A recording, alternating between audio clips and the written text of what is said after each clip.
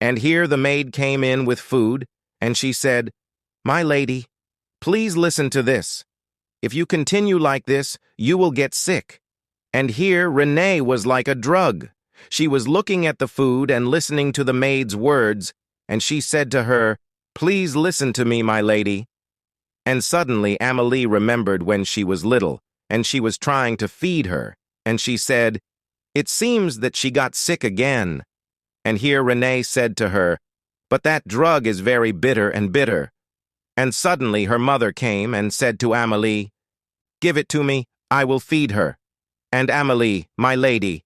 And indeed her mother took the food, and she said to Renee, "It is easy to consume this kind of thing in one go if you speak in a sweet way now." But Renee said, "I don't think I can." And here her father hit her on the head and said, "Make me a good girl, Renee. After that your father will give you light meals of sugar." Now and here, Renee said to herself as she remembered them, and they are smiling on her face now. That's why she cried and wiped her tears that didn't stop. And she says to herself, "When I wandered in the personal hell, I felt a warm and delicate feeling in my life. That cursed monster stole my happiness, and yet I still have to live a happy life. I will take revenge on them." And here, when she took the soup to drink, the maid looked at her happily and she said, "Oh, my lady." And here Renee took to eat, and she continued and said to herself, "I made the food as the man did, to tear it and crush it and chew it. And so my energy was finally ready. And when the maid took the plate, I noticed that there was no knife.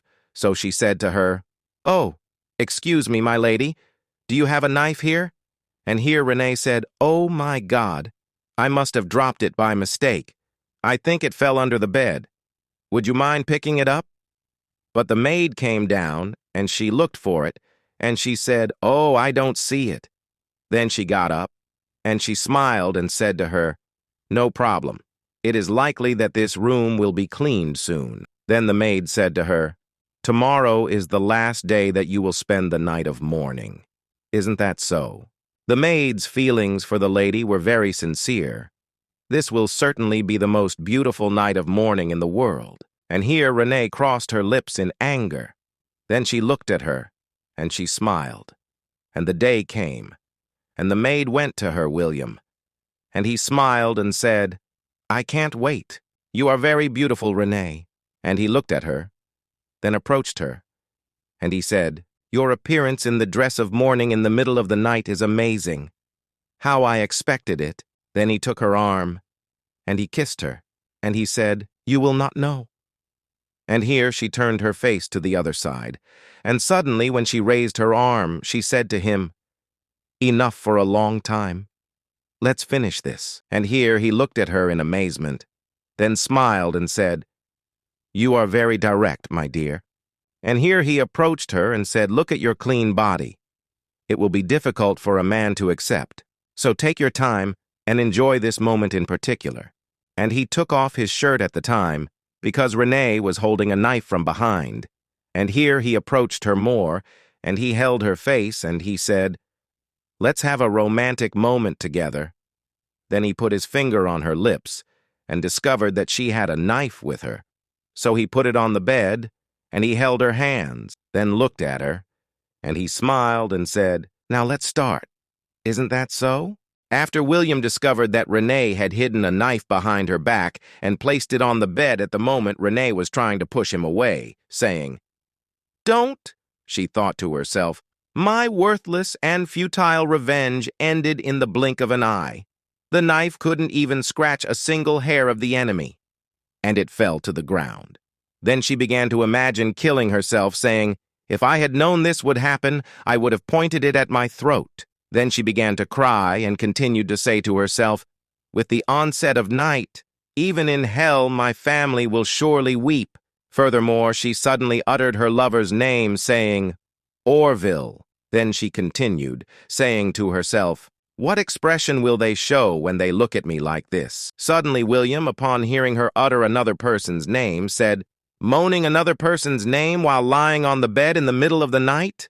He looked at her and smiled, saying, 'How dare you, madam?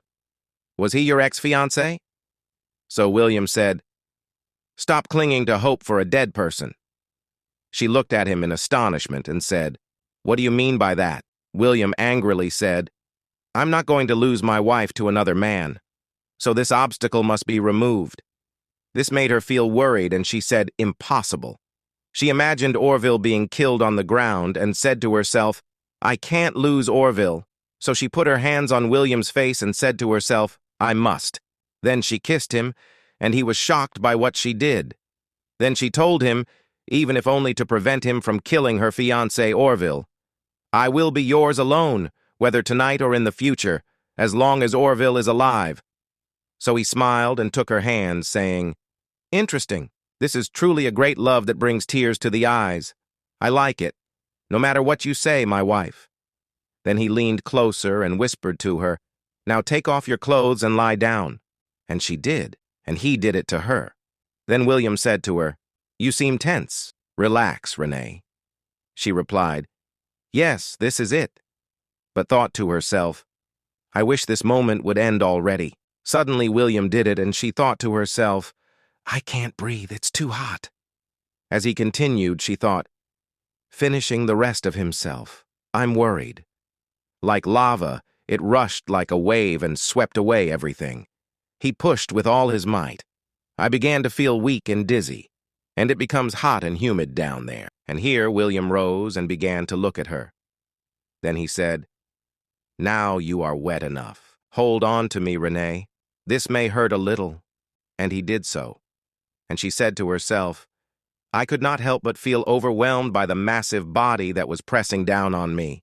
And here William said to her, Renee, relax, and you won't feel any pain. But she continued to say to herself, His sausages penetrated my body and burned deep within, and she began to scream in pain and continued to say to herself, Orville, the idea of bearing your suffering in your place came to mind. I feel satisfied. I felt my mind was melting from lust, and the pleasure that surged through me was delightful, but it was a sinful pleasure. And here she began to tremble and said, I can't stop it now. I can't take it anymore.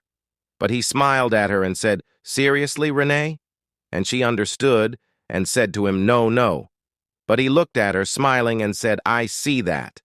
In that case, and he continued to do so, and she kept saying to herself, Every inch of my body was pulsating intermittently, making a loud noise, just like that. I wish my breath would stop. And when he finished, she asked him, And of all the options, why did it have to be Lipton? Then she began to cry and said, So why did you save my life? And he looked at her in shock and said, Because I love you. I really love you, Renee. And she was shocked and said to herself, He loves me? My father was killed because of their love for me. He took the life of my lover and trampled on my innocence. This man continues to play me like a fool until the very end. So she clenched her fists in anger and said to him, I will reveal everything. Then she began to cry and said to him, You are the one who killed my father, and I will not hesitate to reveal that. But he mocked her, smiling and saying, What a ridiculous thing to say. I am still haunted by the nightmare of that day. Unfortunately, here Renee stood up and said to him, I can prove it. If you only had the things you had that day. Here she meant the sword with which her parents were killed. But he grabbed her hands, smiling and saying, It's impossible to use those items that were completely burned by the fire. Those are things that have long been abandoned. Here Renee looked at him in shock. At that moment, he held her hands and said, Let's forget about that from now on. As my wife, you should make an effort to love me. Then he held her and said, Renee Vuitton. And here the scene changes, and the maids are preparing Renee, saying, The queen is indifferent. This is not how you address newlyweds who have just celebrated their wedding. And the other maid said to him, That's right. It's clear you couldn't accept the marriage yet, Your Highness. He must have done it because he was angry. It's understandable, as the owner can't even move a muscle based on the princess's invitation in the end. And here Renee said, In the end, I couldn't do anything. Then in anger she said, How dare he ask me to try to love him? Then she remembered his face when he was mocking her, saying, After mocking me like that, after taking everything from me, he stands in the middle of the chaos, covered in a coat of blood-stained armor. No doubt he was standing in front of my parents' corpses. How shamelessly he came out before me and talked about the truth. I'm sure he dealt with everything that could be used as evidence, Duc Vuitton. I'll never forgive you. Then she broke down crying and said, "What can I do now, Orville? I really need you now. Are you planning to marry someone else? Even if that happens, I can't stop thinking about you right now." And the maid said to her when they found her collapsing in tears, "My lady, are you all right? Oh, it seems you're really feeling down. Everything will be all right. Your lord will return any time now. It's not the end of the world."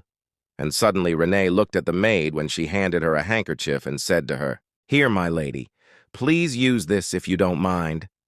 And Renee was astonished. Then Renee said to her, "What a beautiful handkerchief. Where did you get it?" And the maid nervously said, "Someone just gave it to me right in front of you." Then, shyly, she said, "Anyway, the person who gave me the handkerchief said that this handkerchief carries a blessing that brings happiness to people.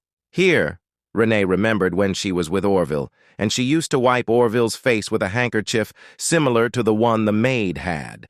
The maid continued saying, "Blessings can come to anyone." Isn't that amazing? For those who believe in miracles, blessings will certainly come. So Renee began to cry, holding the handkerchief, and said, "Orville, you haven't abandoned me." The truth seer. That's the title of the House of Lipton. At the time of the country's founding in Bachgen, he performed a miracle that revealed the truth to the first king, who was a prince of Lipton, who is said to have helped him become king, and the founding legend of the country. The king gave the Lipton family sovereignty over the region, and it is said that their lands were designated as a self-governing area, meaning they were independent. Over time, the reputation of Lipton declined, and it was reduced to the status of a backwoods noble, and those who remembered its glorious past disappeared. At present, Lipton's abilities are considered mere unfounded mythological exaggerations. However, the ability to see the truth has not disappeared. Once a month, under the moonlight, I gain the ability to read the memories of things. At this time, Orville was also holding the handkerchief, looking at it sadly and saying, "Renee, if it were you, you would be able to read the memories of this handkerchief. I cannot forgive myself for not being there for you that night. I know you must resent me very much. Come to this place if you still love me." And indeed, Renee went out and mounted a horse on her way to Orville, saying, "William Vuitton, there's something you should know about Orville. He found me and brought me out. In the darkness where everything disappeared, he came to save me. Even when I was floundering at the bottom of despair, I still had something left to cling to." So she was on her way to him, saying insistently, "I'm coming to see you now, Orville." But at that time, William was in a carriage on the road. Suddenly he looked at the moon and said, "I have a bad feeling about this." So he asked the driver, "Stop the carriage." Then he got out of the carriage and said to one of his followers, "I've changed my mind." And he mounted a horse, saying, "To the castle." Return to the castle. What will happen if he returns and doesn't find Renee? Wait for the next episode.